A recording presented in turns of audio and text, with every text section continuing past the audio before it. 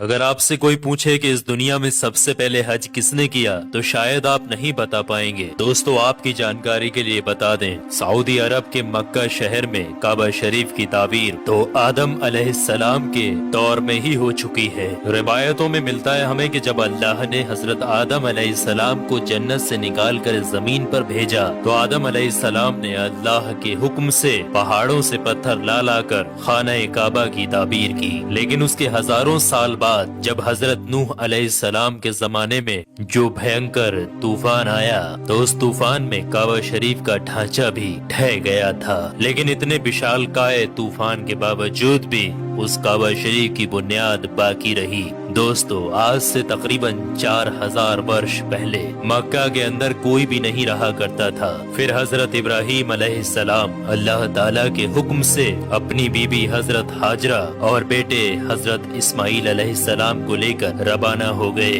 और इस मकाम पर पहुँचे जहाँ पर आज मक्का वाक़े है। उस दौर में वहाँ पर न कोई इमारत थी, न पानी और न ही यहाँ पर कोई रहा करता था। दरख्तों के नाम पर सिर्फ बबूल वगैरह की झाड़ियाँ हुआ करती थी। हजरत इब्राहीम अलैहिस्सलाम ने बीबी और बच्चों दोनों को यहाँ बैठा दिया, थोड़ा सा पानी और खजूरों को भी पास में रख दिया और फिर आप अलैहिस्सलाम शाम की तरफ चले गए। हजरत इब्राहीम अलैहिस्सलाम दूसरी बार जब मक्का शरीफ आए तो कयाम ना किया, लेकिन जब तीसरी बार तशरीफ लाए तो हजरत इस्माइल अलैहिस्सलाम से फरमाया कि बेटा, अल्लाह ताला ने मुझे एक हुक्म दिया है। तो हजरत इस्माइल अलैहिस्सलाम ने कहा तो इदात कीजिए। तो हजरत इब्राहीम अलैहिस्सलाम ने कहा कि अल्लाह ताला ने मुझे हुक्म दिया है कि यहाँ पर एक घर बनाओ। घर की तामीर शुरू हो गई। हजरत इस्माइल अलैहिस्सलाम पत्थर लाते जाते और हजरत इब्राहीम अलैहिस्सलाम बनाते जाते थे।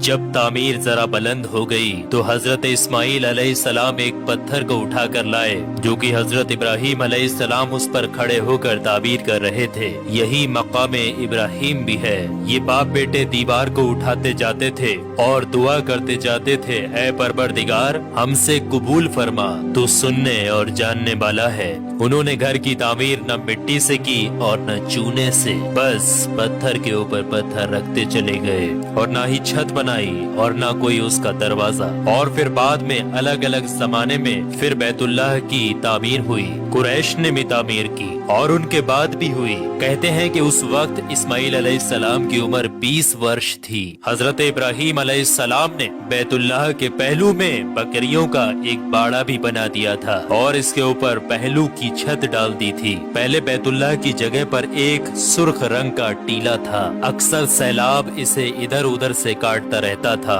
जब हजरत इब्राहीम अलैहिस्सलाम ताबीर काबा से फारिग हुए तो हजरत इस्माइल अलैहिस्सलाम से एक ऐसा पत्थर लाने के लिए कहा जो तवाफ की शुरुआत के लिए निशानी के तौर पर इस्तेमाल किया जाना था। ये पत्थर हजरत जिब्राइल अलैहिस्सलाम अबू कुबैस की पहाड़ियों से लेकर आए। हजरत इब्राहीम अलैहिस्सलाम ने इसे इस मकाम पर रख दिया जहाँ पर वो अब तक कायम है। रिवायतों में आता है कि ये पत्थर बहुत रोशन था। हजरत जिब्राइल अलैहिस्सलाम ने उन्हें तमाम मकामात भी दिखाए। और दोस्तों, जब हजरत इब्राहीम अलैहिस्सलाम को अल्लाह की तरफ से लोगों को हज करने की दावत देने का हुक्म हुआ तो हजरत इब्राहीम अलैहिस्सलाम ने अल्लाह से ये सवाल किया कि ऐ मेरे खुदा, यहाँ पर कौन लोग हैं जो कि मेरी आवाज को सुनेंगे। अल्लाह ताला ने फरमाया कि ऐ इब्राहीम, आवाज देना तुम्हारा काम है और लोगों तक उस आवाज को पहुंचाना मेरा काम है। दोस्तों, उसके बाद हजरत इब्राहीम अलैहिस्सलाम अबू कुबैस की एक बड़ी सी पहाड़ी के ऊपर चढ़कर एक बड़े से पत्थर के ऊपर खड़े हुए और लोगों में हज करने का ऐलान किया कि ऐ लोगों, अल्लाह ताला ने एक घर बनाया है